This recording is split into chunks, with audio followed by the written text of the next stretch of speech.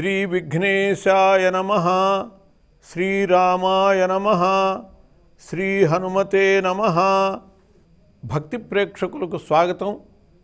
మనం కార్యసిద్ధిలో ఉన్నాం. కార్యసిద్ధిలో సకల కార్య జయసిద్ధిని గురించి మనం తెలుసుకుంటున్నాం. సమస్త కార్యములందు జయమును పొందాలి అంటే దానికి ఒక మార్గం చెప్పబడ్డది. సౌందర్యలహరిలో సుధా సింధోర్మధ్యే సురవిటపి వాటీ పరివృతే మణిద్వీపే నీపోపవనవతి చింతామణి గృహే శివాకారే మంచే పరమశివ పర్యంక నిలయాం భజంతి త్వాం ధన్యాః కతిచన చిదానందలహరీం. అమ్మా, సుధా సింధోర్మధ్యే, అమృత సముద్రము యొక్క మధ్యప్రదేశంలో సుధా సింధువు, అది అమృత సముద్రం.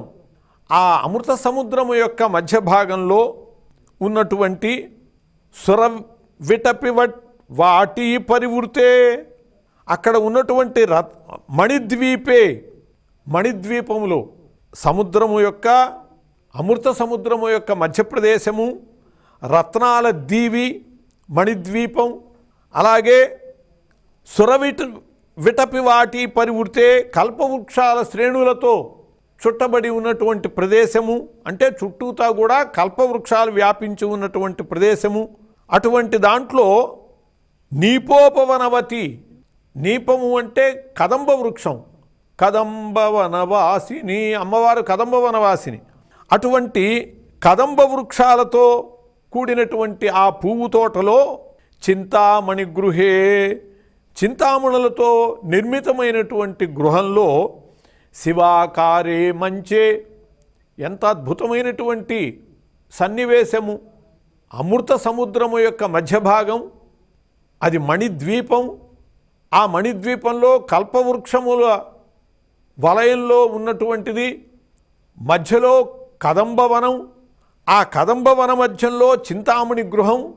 అటువంటి చింతామణి గృహంలో ఉన్నటువంటి శివాకారే మంచే, శుభప్రదమైనటువంటి ఆ మంచయందు పరమశివ పర్యంక నిలయాం, పరమశివుని యొక్క శయ్యయందు ఉన్నటువంటి చిదానందలహరీం, జ్ఞానస్వరూపము, నిరతిశయ ఆనందస్వరూపము అయినటువంటి నిన్ను ధన్యాః కతిచన ధన్యాః త్వాం భజంతి, ధన్యులైనటువంటి వాళ్ళు కొంతమంది మాత్రమే నిన్ను సేవించగలుగుతారు తల్లి, అటువంటి నిన్ను భావన చేసి పూజించగలుగుతారు అని చెప్పబడినటువంటి ఈ శ్లోకంలో త్రియగూర్ధ అధోముఖాలైనటువంటి త్రిశూలాలు కలిగిన, 4 త్రిశూలాలు కలిగినటువంటి యంత్రము నిర్మించాలి.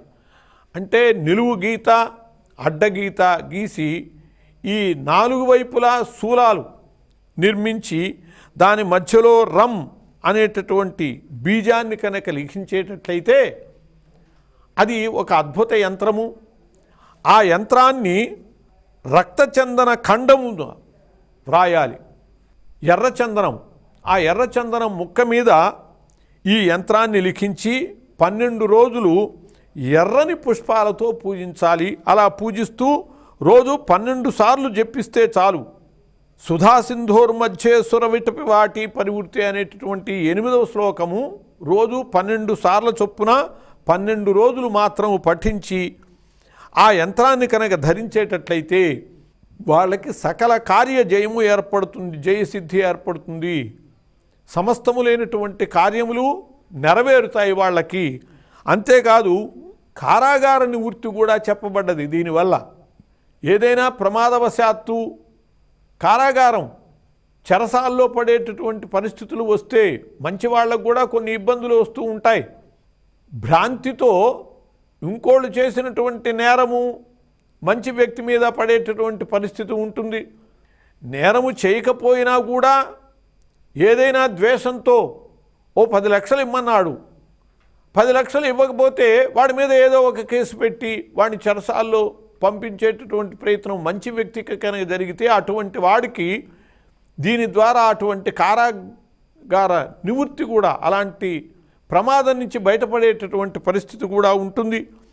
ఈ 12 రోజులు పూజ చేసేటటువంటి కాలంలో నల్ల మిరియాలు నివేదన చేయాలి. అలా చేస్తూ 12 సార్లు కనుక ఈ సుధా సింధోర్మధ్యే సురవాటి పరివృత్తే శ్లోకాన్ని పఠించేటట్లయితే వాళ్ళకి సకల కార్య జయసిద్ధి ఏర్పడుతుంది అని చెప్పబడ్డది. స్వస్తి.